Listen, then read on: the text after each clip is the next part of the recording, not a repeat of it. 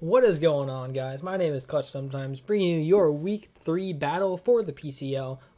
There will be no team builder this week, just due to the straightforwardness of this team that I can probably get through it in just a couple minutes. So I'm going to do that right before this battle, just because I didn't have much time to pour into this team. The team isn't really that special.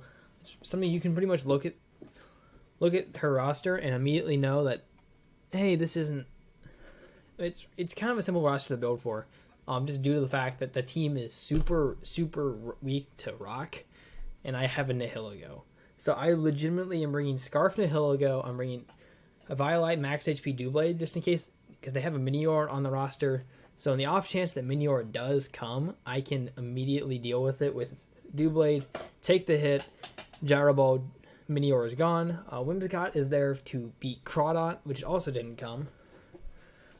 It also can bait setup opportunities and just compete in Encore immediately. So that's not coming. We have Dual Dance Mew with Munium Z. Look at the team. It actually looks super good. I end up leading off with it by accident, but we'll get to that in a minute. Because I was looking at my lead, at my Pokemon in the lead matchup, and I accidentally clicked on Mew, and I guess they had already clicked their lead matchup. So I ended up leading off with Mew. I have Defensive Landorus T to deal with Mega Heracross, and I have Vincoon just because if the off chance that like Zapdos and Dhelmise both didn't come, I had a potential to legitimately just sweep with Suicune. So Vincoon, if you don't know, is Sub, Calm Mind, Protect, Scald. So I think it's a pretty simple, straightforward team. So we're gonna lead off. We're gonna lead off with our Mew, just completely by accident. And I'm going to go for pretty much for game right away. I am clicking Rock Polish turn 1. Like, there is nothing stopping me on that team because there is no Dark type. There is no Crawdon. So I am clicking Genesis Supernova, doing 70% to this Ice Elf. They fire off this Shadow Ball pretty handily. And I just throw off another Psychic. So Mew gets a kill here. So very nice. And honestly, I was like, I'm in my mind, I'm sitting there going, how do they beat this? And they show me the way they beat this. It's Dhelmise, and this is 100% Assault Vest, because it's the only way they are taking a hit on that roster is taking a hit from Nihilego. But there's no reason for me to save, because it's at 1%. So I just go for Psychic, get as much damage off as I can. That does 50. This is unboosted Mew in Psychic Terrain, doing 50% to max HP Assault Vest Dhelmise. That's ridiculous stuff right there. 100% ridiculous damage. They knock. I lose nothing, so I get to go out into my Doublade.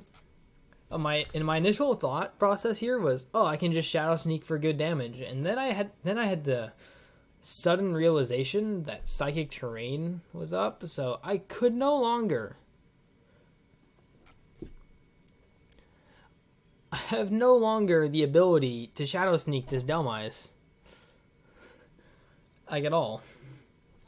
So I have to go for Rock Slide here, because it's the only move that'll do any damage at all to this. And also it covers the switches to Zapdos, Entei, and Gira. So I just go for Rock Slide, just to try, because the whole goal here is to try and get this in range of Nihilego, so Nihilego can sweep.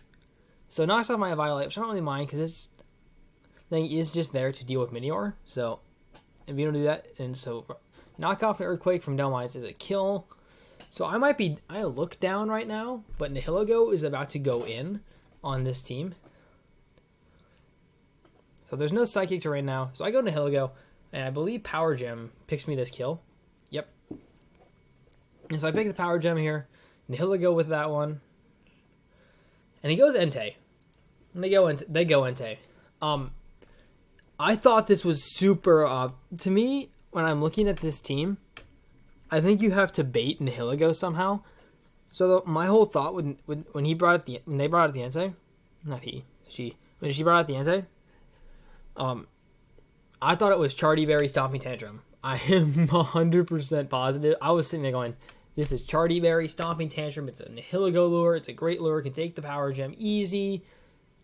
But so I was going to switch out to my Landorus here just to take the hit, or take no damage at all. So they go for Sacred Fire.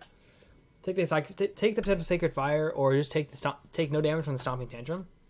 And they go for Sacred Fire on my Landorus, and it is Life Orb. So right there, I could legitimately have just taken this game in like 5 turns after that.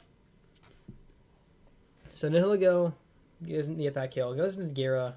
It's Moxie Gera because there's no intimidate. So I get my rocks up, which hurts this and that.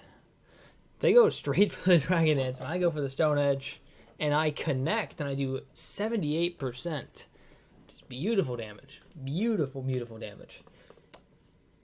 Ice Fang just buries my Landorus. So Landorus is now gone. They get the Moxie boost. All right, and I go straight and do my Nihilego. My Scarf Nihilego, Power Gem, picks up the kill. Pretty simple stuff. That's 2 kills. That's 2. And I get the +1 boost. And now they go into Heracross. And here's where I'm sitting there going, man, I messed up. I have nothing to deal with Heracross right now. I have 0 Pokemon that can switch into this. So I have to go Suicune. Like, Suicune is my 100% option here. There is no reason for me not to go Suicune. And they Earthquake me to a sizable chunk. Hit the Leftovers recovery. And I get the Scold. And I get the Scald there. The Scold. Bad Heracross. I get the Scald off the Heracross. And I do not get the burn, unfortunately. They go for Bullet Seed. And that is going to be enough to take me out. But the whole point of that play, right there, that Scald, that crit did not matter, I don't think. It helped. Helped a lot, actually. But the whole point was start getting in range of Nihilego's Power Gem. That's the whole point of that play. So I'm down 3-2 here. I go Whimsicott. And the Moonblast damage. Heracross drops to my Whimsicott. And now this game, he has 2 things that are weak to rock. And I have a Scarf Nihilego. He has nothing that can outspeed it. It's Nihilego. I go for the Empower Ground. Just do more chip on this. They missed the Sacred Fire. Which, I mean, is super unfortunate. In the sense that, like, Nihilego can't get this extra kill. So I go for the Empower Ground. They get the Sacred Fire. Just wipes my Whimsicott off the table. The Life Orb damage takes out Entei. And we're just going to go straight into Whimsicott. Not the Whimsicott. And Nihilego on the Zapdos. And Zapdos is going to drop to a Power Gem. So Nihilego is the legitimate MVP of this game. 3 kills. Easily could have been 4. So Nihilego's there. So we move to 2-1. And our differential goes to 0. After taking a -2, taking a -2 there, and then, you know, hey. So, taking -2, win 1-0 last week, 1-0 this week, so we are on the rise. Everything's looking pretty solid. I like the team. I like the team I have a lot. Everything seems really nice. So yeah, I think it's good. I think it's a good. I think we're on a good stretch here. Go 2-1. Starting to get back up into the division after dropping the first game. After dropping the Protean Greninja, which I'm not upset about because that Pokemon is just ridiculous in the format. So we take the 2-1. So we go 2-1. It's gonna be kind of a shorter video, but it'll have to do. And I will see you guys later.